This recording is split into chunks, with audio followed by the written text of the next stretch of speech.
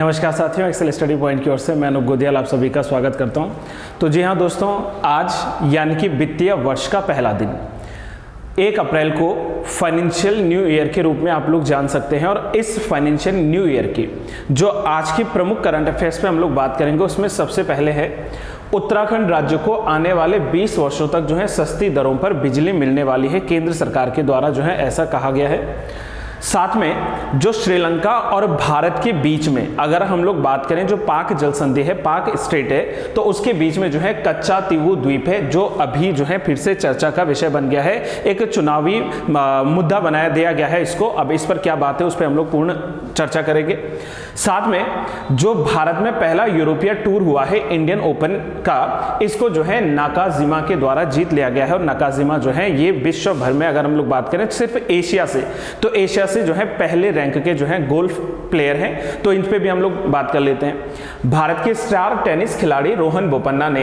अपने जोड़ीदार Matthew Ebden के साथ जो है एटीपी मास्टर्स 1000 जो सबसे सीनियर चैंपियनशिप है, ठीक है, उसको जो है यहां पर जीता है। और साथ में आज का दिन, जैसा कि मैंने कहा फाइनेंशियल ईयर का पहला दिन 1 अप्रैल को, तो आज ही के दिन के इतिहास की तरफ चले तो 1 अप्रैल वर्ष 1935 में आरबीआई जो है, इस आरबीआई की स्थापना हुई थी। तो इन सारी न्यूज़ पर हम लोग जो है बात करने वाले हैं। तो चलिए फ्रेंड्स, शुरुआत करते हैं आज की पहली न्यूज़, यानी कि उत्तराखंड राज्य जो है इसको आने वाले 20 साल तक सस्ती दरों पर जो है बिजली मिलेगी। अगर हम लोग यहाँ पर बात करें तो आप जानते हैं कि उत्तराखंड जो राज्य रहा है वो बिजली उत्पादन के लिए लगातार, मैं प्रीवियस अगर बात करूँ तो 3 to 4 ऐसी वीडियोस है जहां पर मैंने उत्तराखंड के ऊर्जा संसाधन के बारे में, यानी कि जो एनर्जी रिसोर्सेज है, एनर्जी का जो सेक्टर रहा है उत्तराखंड, इसके बारे में मैंने प्रीवियस वीडियो जो है ऑलरेडी अपलोड की है। तो आप लोग जो है उसको भी जाकर एक बार देख लीजिएगा, ताकि सारे जो कंसेप्ट हैं वो क्लियर होते रहें। प्रीवियस वीडियोज में हम लोग ने जो है डैम प्रोजेक्ट्स के बारे में, या जो हमारे आने वाले क्या है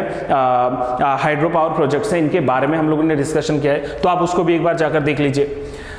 केंद्र सरकार की ओर से अगले 3 माह के लिए लगभग 150 मेगावाट अतिरिक्त बिजली दिए जाने के बाद अब उत्तराखंड राज्य में ऊर्जा निगम ने जो है यहाँ पर 130 मेगावाट बिजली जो है खरीदने का दीर्घकालिक अनुबंध जो है तैयार कर लिया है। एक कॉन्ट्रैक्ट जो है यहाँ पर हो गया है लॉन्ग टर्म पीरियड के लिए, जैसे मैंने कहा लगभग जो है 20 ईयर्स के लिए। तो यहाँ पर अब हो क्या रहा है कि केंद्र सरकार की ओर से 150 मेगावाट की बिजली, और साथ में अगर हम लोग बात करें जो है ऊर्जा निगम जो है इसने भी 130 मेगावाट बिजली जो है खरीदने का एक अनुबंध जो है बना लिया है। पहले भी मैं प्रीवियस वीडियोस में बता चुका हूं आपसे कि उत्तराखंड राज्य में जो बाहरी राज्यों से जो केंद्र सरकार से आता है वहां पर 12% मुफ्त में बिजली ऑलरेडी जो है उत्तराखंड को जो है प्रदान की जा रही है। और अब जो है लगभग 20 वर्षों के लिए जो ये अतिरिक्त बिजली मिलेगी, उससे उत्तराखंड में जो है स्पेशली गर्मियों की बात करें तो गर्मियों में जो जूझने वाले लोग हैं, जहां पर बिजली की कटौती की जाती थी, अब इससे जो है राहत मिल सकेगा। इसमें 100 मेगावाट बिजली जो है सौर ऊर्जा से, जो टोटल 130 की बात की जा रही है यहाँ पर ऊर्जा निगम ने जो खरीदा है, तो इसमें जो है 100 मेगावाट बिजली जो है सौर ऊर्जा से, यानी कि सोलर एनर्जी से, और साथ में जो है 30 मेगावाट बिजली जो है ये विंड एंड एनर्जी जो प्लांट है, विंड एनर्जी जो प्लांट है, इसके द्वारा जो है इसको क्या मिलेगा, उत्तराखंड में ये बिजली मिल पाएगी। और ऊर्जा निगम ने जो है सस्ती दरों पर, काफी जो है सस्ते रेट पर कह सकते हैं कि ये अनुबंध जो है वो आने वाले 20 वर्षों तक के लिए क्या है। और ये जो 130 मेगावाट बिजली उत्पादन होगा ये जो है प्रतिदिन के लिए है, यानी कि प्रतिदिन जो है यहाँ पर 130 मेगावाट जो बिजली है इसका यहाँ पर उत्पादन किया जाएगा। Solar energy corporation of India यानी कि सेकी जो है, इस सेकी लिमिटेड के साथ मिलकर ऊर्जा निगम ने कम दाम पे अगले जो है कई वर्षों तक जो है 100 मेगावाट की जो बिजली है इसको खरीदने का जो है एक कॉन्ट्रैक्ट साइन किया है, जिससे खासकर आप लोग जानते हैं कि जैसे मैंने कहा कि उत्तराखंड में जो गर्मियों में बिजली की कटौती हो रही है, जो गर्मी की मार पड़ रही है, इससे जो है काफी राहत यहाँ पर मिलने वाली है। इसके अलावा बात करें तो national institute of wind energy से भी लगभग 30 मेगावाट बिजली जो है यहाँ पर उत्तराखंड राज्य को मिलने वाली है। और निगम के इस अनुबंध के अनुसार बात करें तो अब जो है विद्युत उपलब्धता में जो है काफी बढ़ोतरी हो जाएगी, जिससे प्रतिदिन ऊर्जा निगम की करीब 3 मिलियन जो यूनिट बिजली है और जो यहाँ पर मिल पा रही है उत्तराखंड राज्य को, इसमें जो है लगातार इंक्रीज होता चला जाएगा। अगर हम लोग बात करें तो पिछले काफी दिनों से हम लोग देख रहे हैं कि केंद्र सरकार की ओर से जो है उत्तराखंड की 20 मिलियन यूनिट बिजली जो आवंटित की जाने की योजना रही है, उस पर लगातार जो है कार्य किए जा रहे हैं। और इसके लिए जो है कई तरीके से जो है यहाँ पर अनुबंध यानी कि कॉन्ट्रैक्ट्स भी किए गए हैं। जैसे इसमें यूजेवीएन UPNL की बात करें, उत्तराखंड जो जल विद्युत निगम लिमिटेड है, उसके द्वारा जो है यहाँ पर इस तरीके से कार्य किया जा रहा है। अगर हम लोग जो है डेली या दैनिक की बात करें तो दैनिक विद्युत उपलब्धता जो है अब ये लगभग 33 से जो है 35 मिलियन यूनिट तक जो है पहुंच गए हैं और कुल जो है मांग का लगभग 38 जो MU है, इससे अधिक जो है उत्तराखंड को बिजली प्रदान होने वाली है, बिजली मिलने वाली है। इसके लिए अब यहाँ पर जो है केंद्र सरकार ने उत्तराखंड राज्य को लगातार बिजली प्रदान करने के लिए ये जो है यहाँ पर अनुबंध किया है। और ये जो 100 मेगावाट की सोलर एनर्जी और 30 मेगावाट की जो विंड एनर्जी प्लांट है, इसी से जो है लगातार यहाँ पर उत्तराखंड के जो लोग हैं उनको क्या है, बिजली में अधिकता मिलने वाली है और गर्मियों से थोड़ा राहत मिलने वाली है। अब हम लोग अगर थोड़ा सा उत्तराखंड में ऊर्जा संसाधनों की बात करें तो मैंने जैसे आप लोगों से बताया है कि इससे प्रीवियस वीडियोस में भी मैं लगातार ऊर्जा संसाधन पर जो है आप लोगों से बातें शेयर कर चुका, तो आप लोग एक बार जो है प्लेलिस्ट में जाकर वो सारी चीज़ देख लीजिएगा। और साथ में आज हम लोग जो बात करेंगे इसमें आता है उत्तराखंड में जो पिरूल, ठीक है, ये पारुल नहीं है, पिरूल है, जो पिरूल आधारित ऊर्जा नीति है, ये कब शुरू हुई थी। पिरूल आप जानते हैं कि पिरूल मतलब होता है कि जो चीड़ की पत्तियां हैं, ठीक है, जो चीड़ होता है, ठीक है, पाइन ट्री जो होता है, उसकी जो नीडल्स हैं, जो पत्तियां हैं, इससे निकलता है क्या, पिरूल। और ये पिरूल नीति जो उत्तराखंड राज्य सरकार के द्वारा लाई गई थी वो 3 अगस्त वर्ष 2018 में लाई गई थी। तो उत्तराखंड राज्य सरकार के द्वारा चीड़ की पत्तियों और अन्य बायोमास आधारित विद्युत उत्पादन करने की जो नीति थी, जो पहल थी, इसको जो है 3 अगस्त वर्ष 2018 को जो है लॉन्च किया गया था, जिसके तहत आप जानते हैं कि उत्तराखंड राज्य में अभी जो कुल वन क्षेत्र है, इस कुल वन क्षेत्र के लगभग 16.36% पे, यानी कि अगर हेक्टेयर्स में बात करें तो लगभग जो 4 लाख हेक्टेयर्स की भूमि है, यहां पर जो है चीड़ के वृक्ष मिलते हैं, जिनसे प्रति वर्ष कह सकते हैं हम लोग कि लगभग 15 लाख हेक्टेयर टन जो है इतना पिरूल निकलता है। तो 15 लाख हेक्टेयर टन जो पिरूल यहां पर उत्तराखंड में चीड़ की पत्तियों से मिल रहा है, अब उसको जो है यूज किया जाएगा, उसको विद्युत संयंत्रों के रूप में यूज करते हुए जो है उद्देश्य रखा गया है कि वर्ष 2030 तक 2030 तक जो है वो 100 मेगावाट विद्युत उत्पादन किया जाएगा। कहां से, पिरूल से। तो पिरूल जो है इसलिए चर्चा में रहेगा।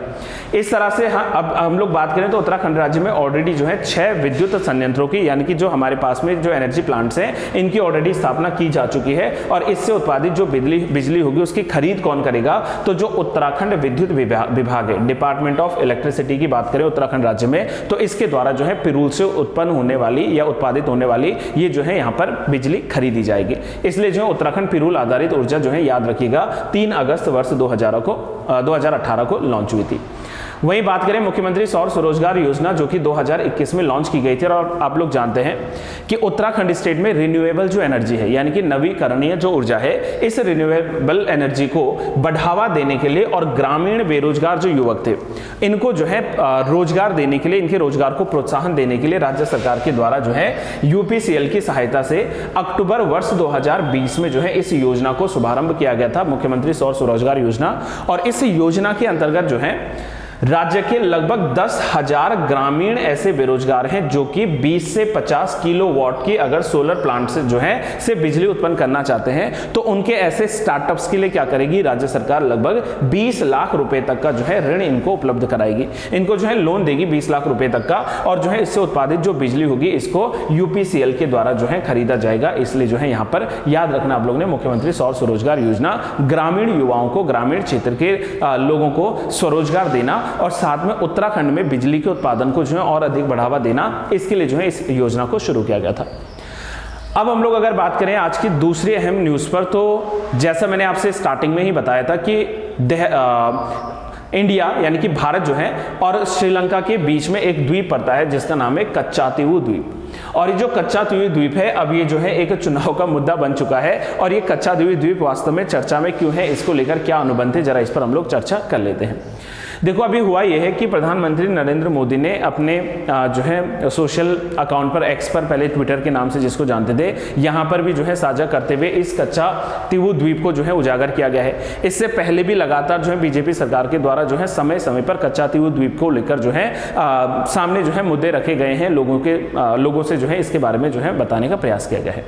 अच्छा, हम लोग जो है अगर न्यूज़ की बात करें तो जैसा मैंने अभी कहा है कि 1974 में उस समय के जो तत्कालीन प्रधानमंत्री थे इंदिरा गांधी जी, इन्होंने ये जो द्वीप था कच्चातीवी द्वीप, ये जो है श्रीलंका को एक समझौते के अनुसार जो है सौंप दिया था। अब इसको लेकर तब से लेकर अभी तक जो है लगातार संघर्ष बना है, चुनौतियां बनी हुई थी, ठीक है। कांग्रेस सरकार जो है उसको लगातार जो है हिट किया जा रहा था इस बात को लेकर कि भाई आप बिना जो है संवैधानिक प्रावधानों के, बिना किसी संवैधानिक संशोधन के आप जो है अपने देश का कोई प्रदेश जो है किसी दूसरे देश को नहीं सौंप सकते हैं। अब इस बात को लेकर जो है फिर से एक बार जो है न्यूज खबर में आ गई है, जहां पर अब जो है ये बात लगातार जो उठाई जा रही है कि उस समय जो प्रावधान किए गए थे इनमें जो है क्या किया जाए, करेक्शन किया जाए और अब जाकर जो है इसको ठीक किया जाए।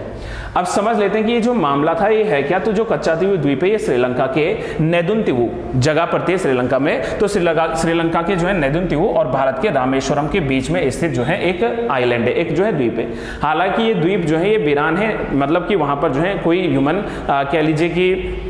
सेटलमेंट्स है नहीं, लेकिन हाँ समुद्री मछुआरों की बात करें और आर्थिक की स्थिति की बात करें तो आर्थिक गतिविधियों के रूप में एक प्रमुख द्वीप है जहां पर मछुआरों को लेकर अच्छा कई बार कंट्रोवर्सीज भी आई हैं। कई बार जो है कह सकते हैं कि मछुआरों के मारे जाने की खबर आती है कि श्रीलंकन जो है के द्वारा भारतीय मछुआरों पर हमला किया गया, भारतीयों के द्वारा श्रीलंकन पर जो है हमला किया गया। तो इसलिए जो है इस द्वीप को लेकर जो है पहले कह लीजिए कि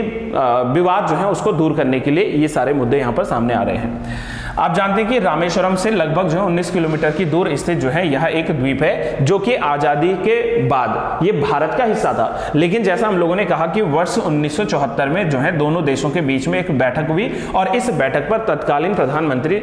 इंदिरा गांधी जी और श्रीलंका की तत्कालीन जो राष्ट्रपति थी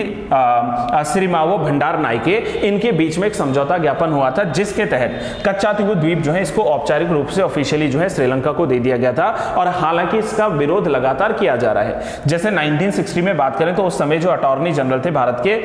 MC सेतलवाड़ जी, इन्होंने कच्चातीवी द्वीप को लेकर जो है श्रीलंका को जो दिया गया था इसको लेकर विरोध भी किया था। और 1976 की बात करें अगर हम लोग 1976 की, तो 1976 में जो है इसमें पुनः संशोधन किया गया था जिसमें मछुआरों के कह लीजिए राइट्स जो थे, उनके जो अधिकार थे उनको भी जो है उजागर वहां पर किया गया था। तो इसलिए जो है यह चर्चा में रह जाता है। एक बार इसकी लोकेशन हम लोग देख लेते हैं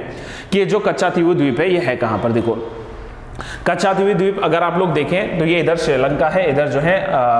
भारत इंडिया यानी कि तमिलनाडु वाला पार्ट है और इनके बीच में ये जो पाक जल संधि है, ये वाला जो पार्ट है ना, ये पाक जल स्टेट है। तो इस पाक जल संधि के भीतर जो है यहाँ पर क्या है, एक आइलैंड है, एक द्वीप है जिसका नाम है कच्चातीवी द्वीप। अब ये जो कच्चातीवी द्वीप है श्रीलंका के और भारत के बीच में पाक जल डमरू के मध्य, तो ये जो है लगभग 285 एकड़ की भूमि पर फैला हुआ एक निर्जन स्थान है। निर्जन मतलब वहां पर ह्यूमन सेटलमेंट्स है नहीं, राइट। और ये जो है भारत के रामेश्वरम से लगभग 14 समुद्री मील, अराउंड 14 नॉटिकल माइल जो है, आप जानते हैं कि समुद्री रेखा जो है वो कितना है, 200 नॉटिकल माइल है, यानी कि भारत के जो है अधिकार क्षेत्र में होना चाहिए। तो ये जो 14 नॉटिकल माइल की दूरी पर स्थित द्वीप है, इसको जो है जैसा कि हम लोगों ने बार बार इसको रिपीट कर दिया कि प्रधानमंत्री गांधी जी ने, इंदिरा गांधी जी ने इसको जो है दे दिया था श्रीलंका को। लेकिन तब से लेकर अभी तक हम लोग बात करें कि समझौते में हुआ ये था कि जो भारतीय मछुआरे हैं इनको द्वीप के चारों ओर मछली पकड़ने, उस पर अपने जाल सुखाने की अनुमति तो दी गई थी और भारतीय तीर्थ यात्रियों को जो है द्वीप पर स्थित सेंट एंथोनी जो चर्च है, जो कैथोलिक एक चर्च है, वहां पर मंदिर है, इसकी जो है यात्रा करने की जो है यहां पर अनुमति प्रदान की गई थी। लेकिन बावजूद इसके, जैसे मैंने कहा, डिस्प्यूटेड लैंड जब होते हैं तो इसको लेकर क्या है, लगातार विवाद जो है वहां पर चलते चले आ रहे थे। तो इसलिए जो है ये दूसरी प्रमुख न्यूज जो है चर्चा में रहती है। हमसे एग्जाम पॉइंट ऑफ व्यू से अगर सवाल पूछे तो यही पूछेगा कि कच्चातीवी द्वीप जो है ये कहां पर है, किन दो देशों के बीच है या किस जल संधि के समीप है और विवाद क्या है, इसको लेकर हम लोगों ने जो है डिस्कशन कर लिया है। अब हम लोग आगे बढ़ते हैं आज की तीसरी अहम न्यूज की तरफ, जिसमें जापान के नाकाजिमा बने विजेता। और वहीं अगर हम लोग जो है ज्वाइंट बात करें, देखो अकेले विजेता नहीं, उप विजेता में 3 नाम शामिल थे। तो इसमें जो है दूसरे स्थान पर जो है अहलावत आए हैं, जो कि इंडियन भारतीय गोल्फर हैं, ठीक है, इंडियन गोल्फर जो है यहाँ पर आए हैं। तो भारतीय गोल्फर जो है वीर अहलावत रविवार को जो है यानी कि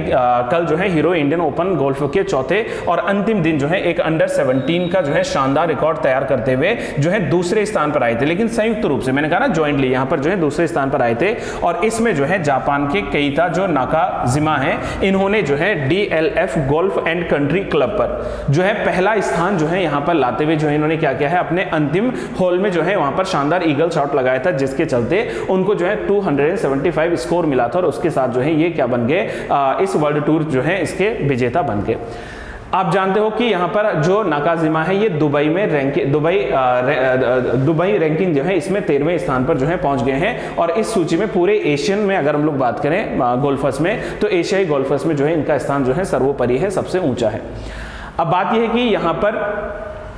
जो ये कार्यक्रम हुआ है, ये कार्यक्रम 28 से लेकर जो है 31 मार्च यानी कि कल इसकी समाप्ति हुई है जो है रविवार को, और भारत के जो है वीर अहलावत, स्वीडन के जो है सेबेस्टियन सोडरबर्ग और वही जो है अमेरिका के जोहान्स वीरमन जो है इन्होंने संयुक्त रूप से यानी कि जॉइंटली जो है ये दूसरा स्थान जो है प्राप्त किया है। तो अगर हम लोग से पूछता है कि दूसरा स्थान इसमें किसका रहा है, तो दूसरे स्थान पर जो है इन 3 लोगों का, हालांकि हमें नाम याद रखना है भारत के जो है वीर अहलावत जी का, ठीक है, तो ये भी याद रखेंगे। ये जो कार्यक्रम हुआ था 28 से 31 मार्च 2024 को, ये हुआ है DLF GNCC नई दिल्ली यानी कि भारत में। और इंडियन ओपन की थोड़ा इतिहास की बात करें तो इसे जो है वर्ष 2011 से जो है हीरो इंडियन ओपन के नाम से जो है जाना जाता है। हालांकि इसकी स्थापना की बात करें तो इसकी स्थापना 1964 में हो चुकी थी, और 1970 में जो है एशिया में गोल्फ सर्किट शेड्यूल जो है इसको इसमें जो है जोड़ा भी गया था, लेकिन जैसा हमने कहा कि वर्ष 2011 के बाद इसका नाम जो है परिवर्तन यहाँ पर हो गया था और इसको कहा गया था हीरो इंडियन ओपन।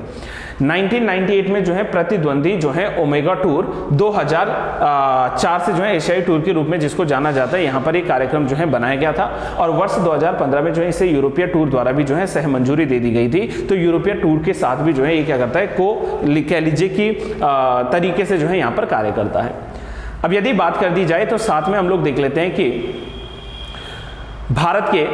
स्टार जो टेनिस खिलाड़ी हैं रोहन बोपन्ना जी, इन्होंने अपने जो है साथी मैथ्यू एबडन के साथ मिलकर जो है क्या किया है, जो सबसे उम्रदराज यानी कि ATP मास्टर्स 1000 चैंपियन है, इसको जो है चैंपियनशिप है, इसको जो है जीतकर जो है चैंपियनशिप के रूप में जो है डबल्स का खिताब जीता है। तो यहाँ पर जैसे कि आप लोग जो है देख सकते हैं रोहन बोपन्ना जी और साथ में जो है मैथ्यू एबडन, तो इन दोनों लोगों ने क्या किया है, यहाँ पर विजय प्राप्त की है, यानी कि चैंपियनशिप के रूप में इनको जाना गया है। हम लोग यहाँ पर बात करें तो इनके अगेंस्ट जो थे यहाँ पर जो है उसमें क्रोएशिया के इवान डोडिग और जो है अमेरिका के ऑस्टिन क्राजिसेक जो थे, इनको इन्होंने डिफीट किया है। हालांकि पहले राउंड में जो है इनको जीत नहीं मिल पाई थी, 6-7 के मार्जिन से हार गए थे, लेकिन उसके लगातार बाद जो है 6-3 से और जो है 10-6 से जो है इनकी रोमांचक यहाँ पर जो है जीत हुई है।